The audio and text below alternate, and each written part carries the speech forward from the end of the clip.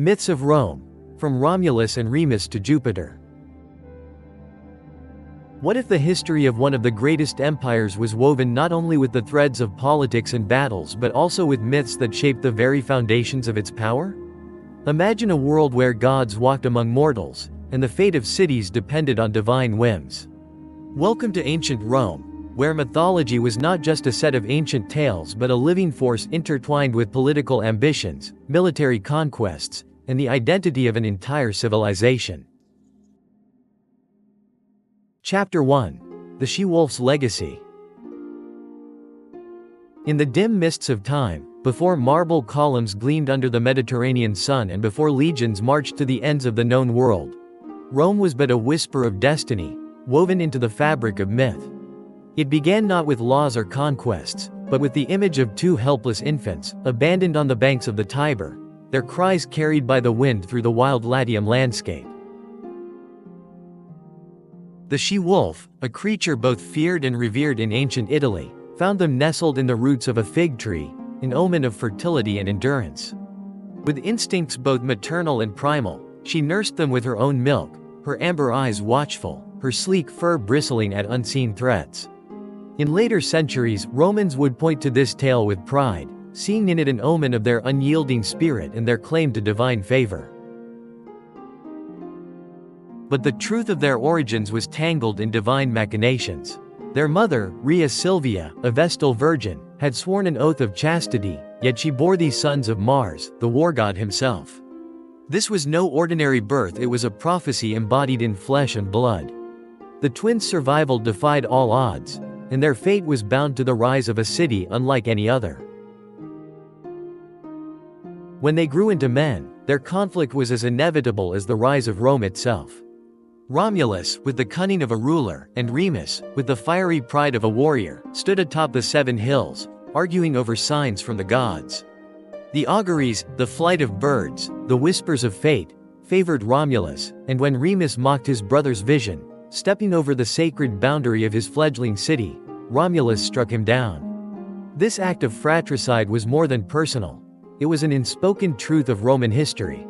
Power was not given, it was taken, often at the cost of blood. Yet even in these early days, Rome was not merely a city of violence but of structure and vision. Romulus, now sole ruler, called upon outcasts and wanderers, promising them a new home within his city's crude wooden walls. He laid the foundations of what would become the Roman Senate, selecting 100 of the wisest and strongest men to advise him, a tradition that would evolve into the heart of Rome's republican system centuries later. Did you know that the Roman calendar itself, which would later influence our modern system, originally began with March, the month named after Mars? This was fitting for a people who saw war not as chaos but as the force that shaped their civilization. Even the famed toga, later a symbol of Roman dignity, had its origins in the rough woolen cloaks of these early settlers, who carved out their place in a world ruled by might. Thus, Rome's first breath was a mixture of legend and reality, of divine intervention and mortal ambition. From the suckling of a she-wolf to the blood of a brother staining the soil, the city's destiny was forged in stories that would echo through time. Chapter 2. The Gods Descend. As Rome transitioned from monarchy to republic, its mythology evolved, becoming deeply entwined with the state. The pantheon of gods grew, incorporating deities from conquered territories, yet always maintaining Jupiter as the supreme ruler.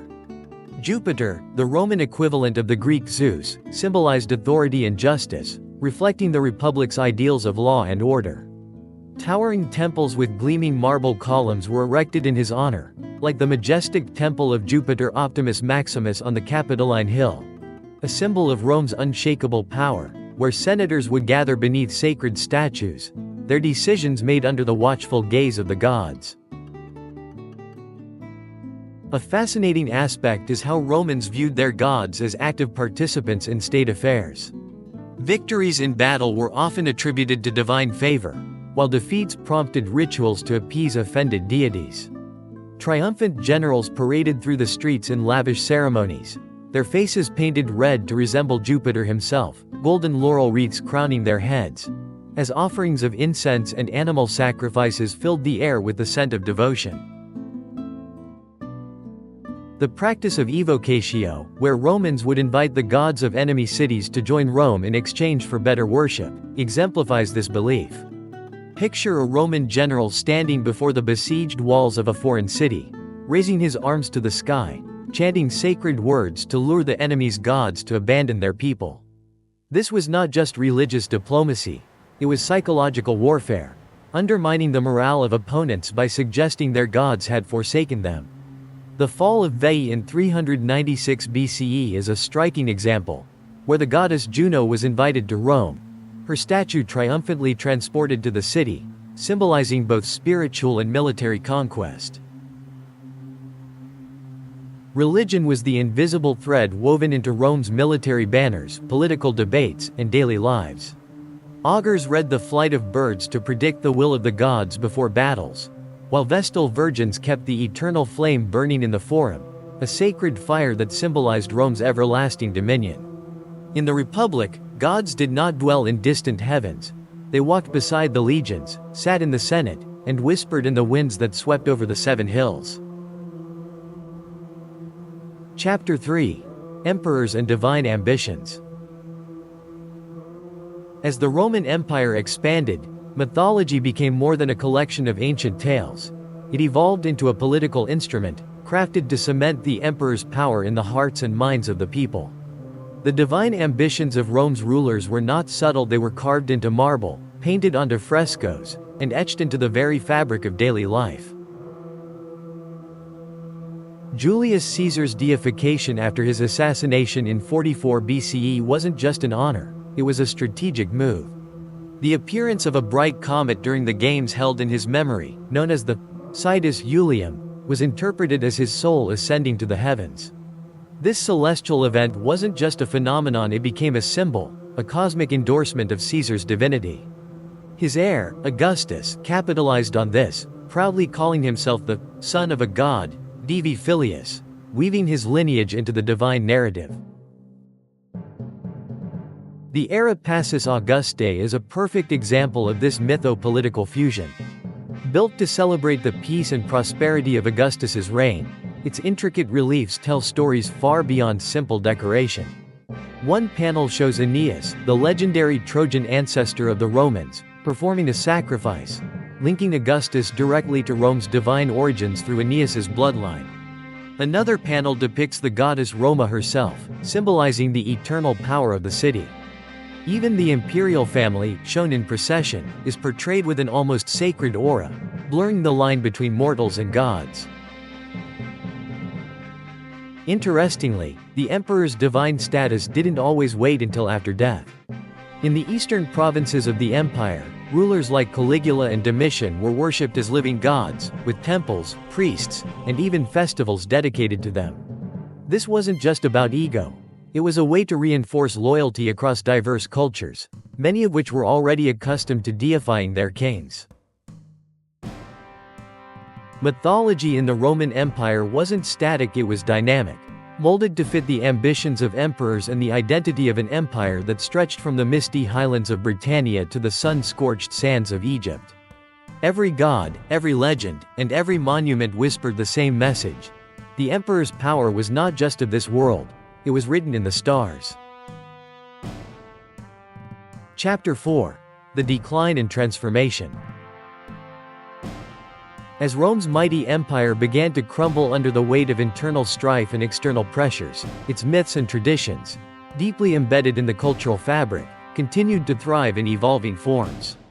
The fall of the Roman Empire was not a singular event but rather a slow, protracted decline. From the 3rd century AD onward, waves of barbarian invasions, economic instability, and political disarray chipped away at the once unshakable empire. Yet, even as the imperial power waned, the legends of Rome's gods and heroes endured, adapting and shifting alongside the changing tides. A momentous transformation occurred with the rise of Christianity, which began to spread through the empire like wildfire during the 4th century. Initially persecuted, Christians grew in numbers, finding strength in their unity and spreading their message across the Roman world. By the reign of Emperor Constantine I, Christianity was not only legalized but elevated to the status of the state religion. This marked a profound turning point in Rome's cultural and religious landscape. As Christianity ascended, the old gods of Rome, Jupiter, Mars, Venus, and the others, were reimagined. What was once seen as divine power became reduced to myth, their statues and temples no longer central to Roman life. Jupiter's thunderbolts were replaced by the Christian cross, and the divine pantheon was replaced with saints and martyrs. However, this transition was not an abrupt severing of ties. The new Christian faith absorbed many elements of Roman culture, preserving remnants of ancient rituals and beliefs that lingered in the collective consciousness. One of the most striking examples of this syncretism was the transformation of pagan festivals into Christian celebrations. Saturnalia, a raucous festival dedicated to the god Saturn, was a time for revelry, feasting, and the exchange of gifts. Celebrated at the winter solstice, Saturnalia marked a brief moment where social hierarchies were turned upside down, and roles were reversed. Masters served their slaves, and the streets were alive with merriment. With the advent of Christianity, this pagan holiday was absorbed into the celebration of Christmas, the birth of Jesus Christ. The exchange of gifts, the feasts, and the winter celebrations became foundational elements of the Christian holiday, preserving a piece of Saturnalia's spirit in the new religious framework. The symbolism of the gods, too, found its echoes in Christianity. Jupiter, once king of the gods, represented supreme authority over the heavens and the earth. His powerful presence in Roman religion gradually morphed into the concept of the singular, omnipotent Christian God. The divine authority attributed to Jupiter was transposed onto God, whose omnipresence and omnipotence were now central to Christian doctrine. As the political and religious power of Rome shifted, the concept of a unified, powerful force overseeing the universe remained intact, albeit in a different guise. Yet, this was not the end of the pagan gods in the minds of the people. Despite the Christianization of the empire, many old traditions lived on in the practices and beliefs of the common people. Pagan gods were no longer worshipped in official capacities, but remnants of their influence endured in the very fabric of Roman culture.